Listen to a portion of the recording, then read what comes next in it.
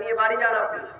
প্রতিবেশীর সঙ্গে সর্বপ্রথম আগে বিচার হবে, আপনি কাকে মেরেছেন, কিভাবে অন্যায় করেছেন, সব কিছু আগে ফায়সালা। আপনি জান্নাতে ধরে চলে গেছেন, যাচ্ছেন, ঢুকছেন, এমন সময় বলছে আল্লাহ ওকে জান্নাতে দিতে দেওয়া হবে না, ওর সঙ্গে আমার কথা আছে, ওর সঙ্গে আমার কথা আছে, ও আমার সঙ্গে এই অন্যায় করেছে বলে ডাকো, সমান হুজুরকে ডাকো, জান্নাতকে আপনি আটকে যাবেন।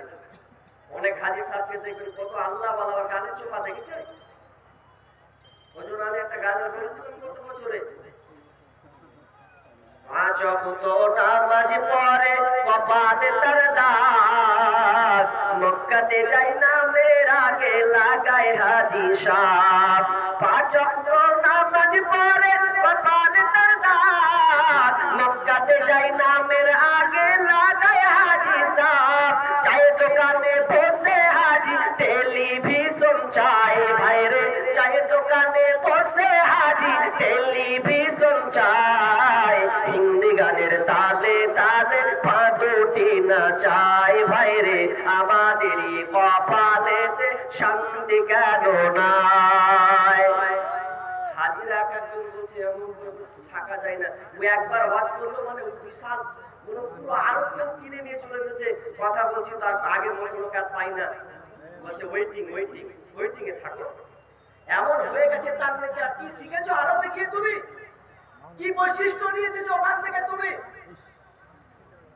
অথচ প্রতিবেশীর সঙ্গে তার ভালো ব্যবহার নাই। আপনি প্রতিবেশী ভালো ব্যবহার হতে পারবেন পারবেন, কিন্তু আপনি করছেন না কেন? আপনার টাকার গরম, আপনার লাঠির জোর, আপনার ক্ষমতা, আপনার মেম্বার, আপনার প্রধান, সবই আপনার হাতে তো। কিন্তু বিচারের মাঝে আপনাকে সর্বপ্রথম সেদিন আটকে দেওয়া হবে। প্রথম ফায়সালা প্রতিবেশী কার সঙ্গে কেমন ব্যবহার করেছো। একজন সাহাবী আল্লাহর রাসূলকে এসে বলছেন, ইয়া রাসূলুল্লাহ, আমাদের এলাকায় একটা মেয়ে 5 ওয়াক্ত নামাজ পড়ে রোজা রাখে, পর্দায় থাকে, সুন্দর করেছে থাকে, কিন্তু একটাই খারাপ, মুখের চোপা ভালো নয়, সব সময় অসার বাক্য ব্যবহার করে, ওই মেয়েটা কি জান্নাতে যাবে? বিশ্বনবী বললেন না না, ওই মেয়েটা জাহান্নামে যাবে। দ্বিতীয় প্রশ্ন, ইয়া রাসূলুল্লাহ, আর একটা মেয়ে আছে, যেই মেয়েটা যার কিনা 5 ওয়াক্ত নামাজ পড়ে, অত তাহাজ্জুদ বেশি জিয়াদা নামাজ নয়, অত নফল নয়, শুধু খালি ফরজ সে আপনার কিনা সিয়াম পালন করে, আর সে দান করে, পর্দায় থাকে। তবে শুনলেন দয়ার নবী গো, ওই মেয়েটা এত সুন্দর, তার মুখের ভাষা এত মিষ্ট, এত মিষ্টি, যে প্রত্যেক তার বাড়ি আপনার কিনা যত প্রতিবেশী তার চারদিকে আছে, সবাই তার প্রশংসা করে, সবাই তাকে ভালোবাসে। ওই মেয়েটা কি জান্নাতে কিনা? বিশ্বনবী বললেন ওই মেয়েটা হলো জান্নাতে।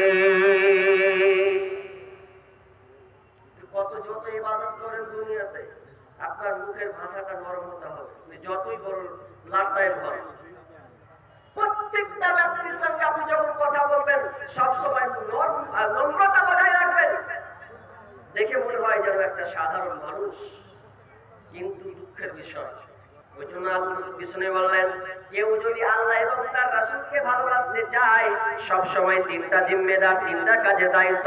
কথা বললে সত্য বলবে, আমানত দিলে আমানত রক্ষা করবে। 3 নাম্বার বিষ্ণু বললেন, প্রতিবেশীর সঙ্গে ভালো ব্যবহার করবে। আজকে আলোচ্য বিষয় আমানত। আমার টপিকটা গোটা 2 ঘন্টা থেকে 2.5 ঘন্টার বিষয়ে আমার আলোচনা করা আছে। এখন কিভাবে কোনটা কাটবো আর কোনটা বলবো আল্লাহু আলাম।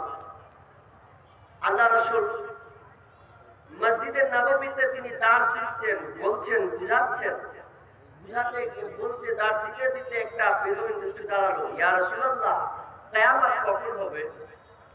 কিয়ামত কখন হবে? তিনি কান দিলেন না।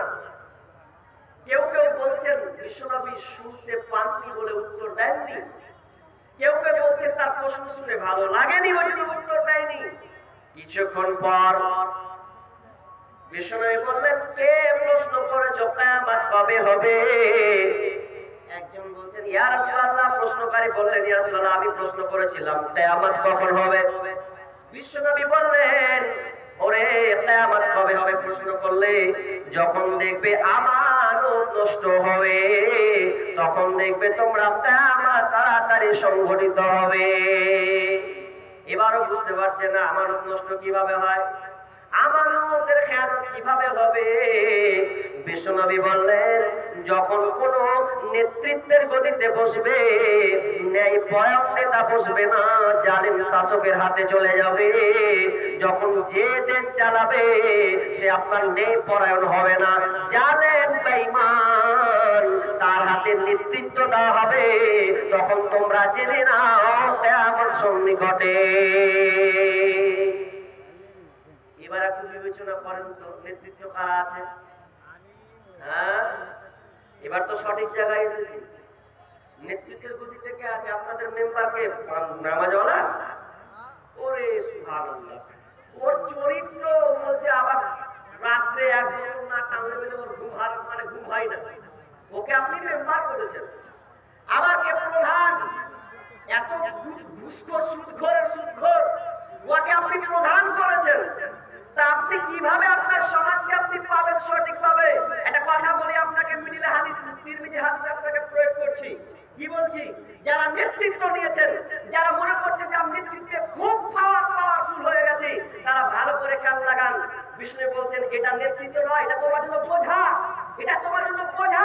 তুমি মনে করছো আমি প্রধান হলাম, মেম্বার হলাম, এমএলএ হলাম, এমপি হলাম, এক কথাই বিহারি বলে মুখিয়া হলাম। ভালো কথা। আমাদের সমাজে আবার আছে সর্দার নিয়ে ভাগাভাগি হয়, হয় কি হয় না? আমাদের মুর্শিদাবাদে ওকে 5 জনের নাম উঠলো, তো একটা নির্বাচন হলো যে এ সর্দার হবে, এই 3 নম্বর গাল চুলকে যাবে, তাহলে আমার নামটা হলো না, থাকবো না, তো বলে আমার 10টা নিয়ে আমি আলাদা হয়ে গেল। ও 10টা নিয়ে ভাগ হয়ে গেল। ও জানলো না যে আমি 10 জনের যে আমি জিম্মেদারি নিলাম, এর হিসাব আমাকে আল্লাহকে দিতে হবে। এটা তার মাথায় কাজ করে না। একটা মুরব্বী, মালদা ডিস্ট্রিক্টের কথা বলছি, একটা মুরব্বী বয়স হয়ে গেছে প্রায়, তার একদম শুতে আছে, উঠার মতো ব্যবস্থা না, লাঠি ধরে ঘাটে। ওকে কিছু গ্রামের লোক এসে বলছে, চাচা এক কাজ করেন, সরকার তো 5 বছর চালালেন, 10 দিন চালালেন, 20 বছর ধরে চালালেন, হিসাবের তো কোনো ঠিক নেই, আপনি এই নেতৃত্ব ছাড়েন, এই সরকারে গিয়ে ছাড়ে। তো আমি বলছে, বা কি আর বলবে, উত্তরটা দেখো, ওকে ছেড়ে দাও, কিছু একটা সুযোগ দিলে একটা, তো উত্তর দেবো যে তোরা নাকি আরো কিছুদিন রাত, আমি তো বেঁচে আছি, শুয়ে শুয়ে চালাবো রে, তোরা থাক। ও শুয়ে শুয়ে সরকারগিরি চালাবে। ও কত মজা পেয়েছে, ও এখন ছাড়তে এখন চাই না, এমনি বেঁচে আছি, মরিনি, এমনি চালাবো। এখন খুঁজলেন এই সরকারের কাছে আপনি হিসাব দিতে যান, হিসাব ঠিক মতো চাই না। মসজিদের অনেক দায়িত্ব দেখেছি চোখের সামনে। আপনাদের এলাকা ভালো, আল্লাহ ভালো রাখুন। আমাদের এই গ্রামের কথা বলছি, রেখেছে 5 বছর 10 বছর চালালো, ক্যাশিয়ার হলো, আর আপনার কিনা সভাপতি হলো। যদি ওদেরকে ডেকে আনা হচ্ছে, আপনি একটু হিসাব করে দেন কত কি হয়েছে, বলছে খাতা নেই। খাতা নেই তো বিচারে মাঝে বুঝিয়ে দিস কি হালাত হবে। আমানত বুঝো না এতদিন থেকে তুমি। বিশ্বনবী বলছেন, আমানত, আমানত কি ভালো করে শোনো, যে নেতৃত্ব পেয়েছো, যে আপনার কিনা দায়িত্ব নিয়েছো, ছোট হোক কিংবা বড় হোক, যে কোনো দায়িত্ব হোক না কেন, বিষ্ণু বলছেন তারা যেন সব সময় এই 3টা কথা মনে রাখে। 3টা কথা মনে রাখেন, সন্তান বলুন, ভালো করে কান লাগান। 3টা কথা আপনাকে মনে রাখতে হবে। কি কি সেই 3টি কথা? তার আগে আপনাকে 2টা আগে উদাহরণ দিয়ে আপনাকে বুঝেন হাদিসটা প্রেক্ষাপট। ধরেন আপনাকে কেউ 1000 টাকা কিংবা 10,000 টাকা দিল, ওই 10,000 টাকা আপনাকে সম্মানের সহিত রাখতে দিল। এখন যে লোকটা পাবে সেই লোকটা হয়তো আপ চাইতে গেল, কিন্তু আপনি মারা গিয়েছেন। এবার আমি যখন চাইতে গেলাম 10,000 20,000 টাকা তোমার বাপকে দিয়েছিলাম, তো বলছে আমার কোথায় 20,000 দেখতে তো পাই না, আর ছেলেরা কিন্তু ভাগ করে নিয়েছে। তার মানে এই দায়িত্বটা কত কঠিন। আপনি মারা গেলেন কিন্তু আপনি নিষ্কৃতি পেলেন না, আপনি বাঁচতে পারলেন না। শুধু এবার হাদিস শুনলেন, আব্দুল্লাহ ইবনে মাসউদ তিনি বর্ণনা করছেন, তিনি বিষ্ণু বলছেন, যারা আমানতকে রক্ষা করতে পারলো না, দায়িত্বকে ঠিক মতন বহাল রাখতে পারলো না, কিয়ামতের দিন আল্লাহ বলবে, তুই আগে আমানতটা বুঝিয়ে দে, তোর আমানতটা তুই এখন বুঝিয়ে দে। সে বলবে, আল্লাহ আমি আমানতটা কিভাবে বোঝাবো, আমি আমানত আপনাকে কিভাবে বোঝাবো, পৃথিবীতে ধ্বংস ধ্বংস হয়ে গেছে, পৃথিবীতে শেষ হয়ে গেছে, আর কোথাও মানুষ আমি বোঝাবো। আল্লাহ বলবে ফেরেশতাকে, বলো ফেরেশতা যাও ওকে হাবিয়া জাহান্নামে নিয়ে যা, নিয়ে যা, নিয়ে গিয়ে ওকে দেখা, ওকে আকার করে দেখানো হবে ওকে কতটুকু দেওয়া হয়েছিল, কতগুলো চাল দেওয়া হয়েছে, কতগুলো গম দেওয়া হয়েছে, কতগুলো টাকা দেওয়া হয়েছে, যত কিছু ওকে দেওয়া হয়েছিল ওগুলো আকারে তার সামনে পেশ করা হবে। তখন বলবেন দে ওকে ঘাড়ে করে বয়ে নিয়ে বাড়া, ওখান থেকে ওকে নিয়ে যা। তখন লোকটা ধরবে এবং হয়ে বেঁচে যাব, মনে হয় ঘাড়ে নিবো আর ওখানে পার করে দিব, বেঁচে যাব। তখন সে কাঁধে নেবে, এমন সময় হাঁটতে হাঁটতে আবার পাল্টা পালাতে শুরু করবে, ওই পিছনে ছুটতে থাকবে কতদিন পর্যন্ত, কিয়ামত পর্যন্ত এটা হতে থাকবে। শুধু তাই নয়, বিশ্বনবী বলছেন যারা আমার রক্ষা করেছে, লোকের টাকা মেরে খেয়েছে, যারা আপনার কিনা জাতির সম্পদকে নষ্ট করেছে, তাই আমাদের দিন আল্লাহ তাআলা একটা আপনার কিনা পতাকা টানবেন, ফেরেশতারা একটা পতাকা দিবেন, ওই পতাকাটা তাদের আপনার পেছন দিকে ফুটানো হবে। সব পৃথিবীর মানুষ দেখতে পাবেন এই লোকটাকে, হাদিহি ওয়াতরাতু ফুলান ইবনে ফুলান, এটাকে উমুকের রাজা উমুক, আরে উমুকের রাজা উমুক, যাকে দায়িত্ব দেওয়া হয়েছিল, সরকারের কাজ করেছে, মরলের কাজ করেছে, আপনার কিনা প্রধান মেম্বারের কাজ করেছে, এই দায়িত্বগুলো মেরে খেয়েছে।